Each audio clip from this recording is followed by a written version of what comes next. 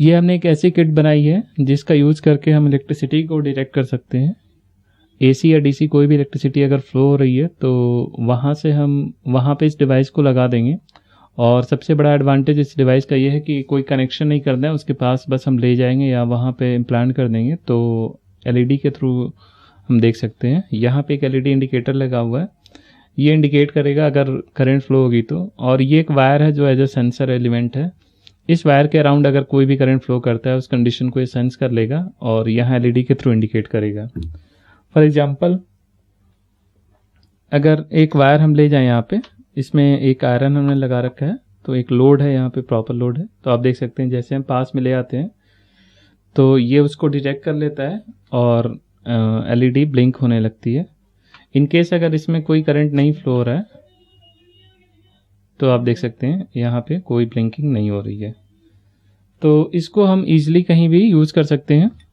इसमें power supply के भी मल्टीपल ऑप्शन है, आप देख सकते हैं। हमने अभी बैटरी से यूज़ किया है, आप चाहें इसमें कोई एडाप्टर यूज़ कर सकते हैं या फिर ट्रांसफार्मर यूज़ कर सकते हैं, क्योंकि हमने यहाँ पे ब्रिज रेक्टिफायर भी लगा रखा है, कैपेसिटर भी लगा रखा है जो एज ए फिल्टर वर्क करता है, और एक रेगुलेटर IC 7809 लगा रखी है हमने। और जो की एलिमेंट है हमारा इस किट का वो है डिकेड काउंटर 4017 IC, जो कि इसमें जैसे जैसे पल्सेस आती हैं उसको ये वायर सेंस करता है और इसी के थ्रू इस काउंटर को पल्स मिलता है और उसके आउटपुट से हमने एलईडी जोड़ रखी है जो कि ब्लिंक करती है। तो इसको हम इजीली कहीं भी इंटीग्रेट कर सकते हैं जहां भी हमें करंट को सेंस करना है। अब हम देखते हैं इस किट को हमें कैसे बनाना है।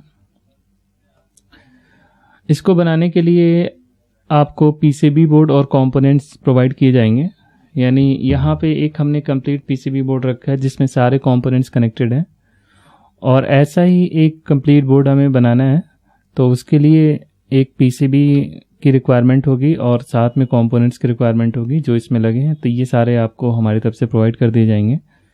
और इसके अलावा एक मल्टीमीटर, अलाइनर, वायर कटर, इन सारी चीज़ों की भी ज़रूरत पड़ेगी आपको इसको बनाते समय। और आपके पास एक सोल्डिंग आयरन, सोल्डिंग वायर, ये सारी चीज़ें होनी चाहिए। बेसिकली जो भी पीसीबी सोल्डिंग में टूल्स की रिक्वायरमेंट होती है वो सारे आपके पास होने चाहिए, तो आप इसको ईजिली बना सकते हैं। इसको बनाने से पहले हम देखेंगे कि इसमें कौन कौन से कंपोनेंट्स लगे हैं, उनकी क्या वर्किंग है। सबसे पहले हमें जो कंपोनेंट लगाना है वो है ये पावर जैक, जो कि पावर सप्लाई इनपुट देने के लिए यूज़ किया जाता है, बैरल जैक भी कहते हैं। तो इसमें आप एडाप्टर या फिर ट्रांसफार्मर या फिर किसी भी पावर सोर्स के थ्रू इनपुट दे सकते हैं। इसका एक कनेक्टर आता है जिसको आप यहाँ लगा सकते हैं और यहाँ पे पावर सोर्स आप जोड़ सकते हैं कोई भी। अगर आपको बैटरी लगानी है तो बैटरी के टर्मिनल्स यहाँ जोड़ देंगे। इसमें आप ध्यान रखेंगे कि जब भी जो पॉजिटिव नेगेटिव है, ये छोटा वाला लेग पॉजिटिव होता है और ये नेगेटिव होता है, तो इसमें आप चाहे तो ये दोनों वायर जोड़ सकते हैं। तो एक कनेक्टर हमारा कंप्लीट बन जाएगा और उसको हम इसमें लगा सकते हैं। फॉर एग्जांपल ये हमारा कनेक्टर है। अगर आपको बैटरी से 9 वोल्ट बैटरी सप्लाई देनी है तो आप इसको इजीली यहाँ लगा सकते हैं और यहाँ पे बैटरी जोड़ सकते हैं। तो इस जैक को इस पीसीबी बोर्ड पे इस साइड से हम लगाएंगे टॉप लेयर से। यानी ये जो बोर्ड है हमारा सिंगल लेयर पीसीबी बोर्ड है, तो इसके दो साइड है। ये टॉप साइड है जिधर से सारे कंपोनेंट्स हमें लगाने हैं और ये बॉटम साइड है जिधर से सोल्डिंग करनी है। तो टॉप साइड से हम इस कंपोनेंट को लगाएंगे और यहाँ पे जो भी पॉइंट्स है इनकी सोल्डिंग कर लेंगे।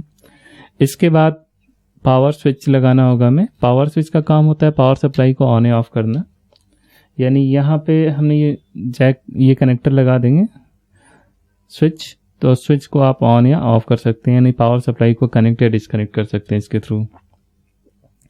देन एक इसमें ब्रिज रेक्टिफायर हमें लगाना होगा। रेक्टिफायर को लगाते समय आप ध्यान रखेंगे, इसमें आप देखेंगे इसके 4 टर्मिनल्स होते हैं रेक्टिफायर के, और इसमें एक प्लस साइन बना होता है। यहाँ पे आप देख सकते हैं प्लस और ये माइनस। इन दोनों का ओरिएंटेशन ऐसे ही होना चाहिए जैसा इस बोर्ड पे आपको दिख रहा है, ये पॉजिटिव ये नेगेटिव।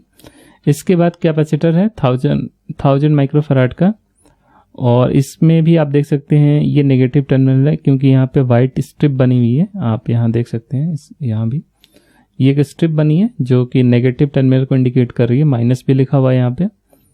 तो इसको हमें इस तरह से लगाना है कि नेगेटिव टर्मिनल इसका बाहर की तरफ है।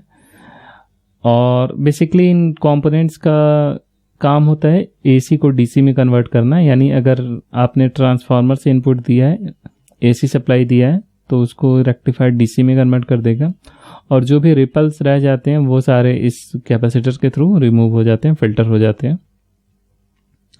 देन यहाँ हमें एक रेगुलेटर आईसी लगानी है, क्योंकि हमें एक कांस्टेंट वोल्टेज चाहिए आउटपुट पे। फॉर एग्जांपल अगर आपको 5 वोल्ट चाहिए तो 7805 लगाएंगे। यहाँ पे हमने 7809 लगाया, या 7805 भी आप लगा सकते हैं। तो 7809 का आउटपुट 9 वोल्ट आएगा, यानी इनपुट पे जो भी सप्लाई है वो रेगुलेट होके 9 वोल्ट में कन्वर्ट होगी।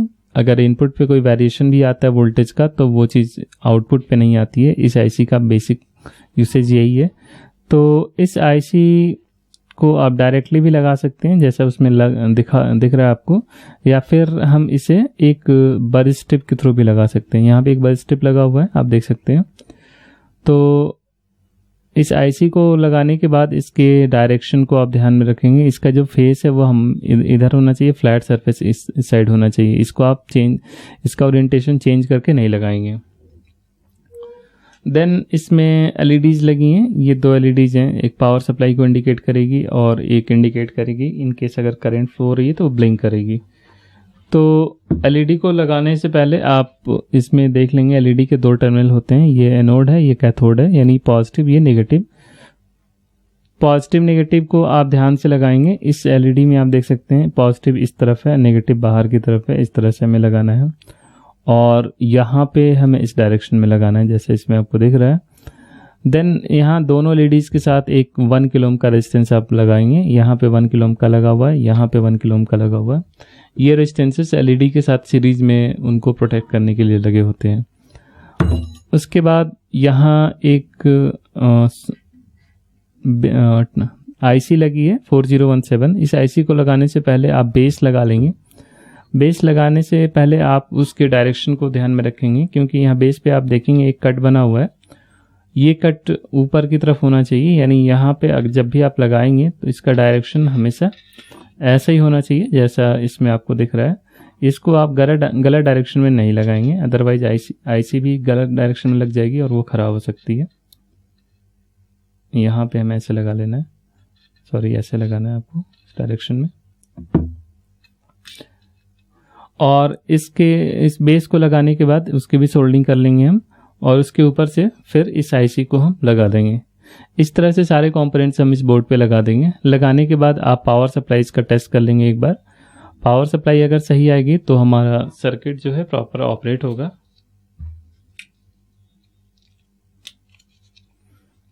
फॉर एग्जांपल यहाँ पे हमने इनपुट दिया, अगर आप चाहें तो बैटरी से इनपुट दे सकते हैं और इसको ऑन करेंगे।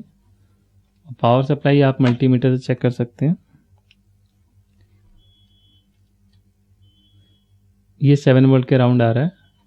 ये अगर आप 12 वोल्ट सप्लाई देंगे तो 9 वोल्ट आउटपुट पे आएगा। तो इस तरह से ये वोल्टेज सही आएगा तो हमारा सर्किट प्रॉपरली ऑपरेट होगा।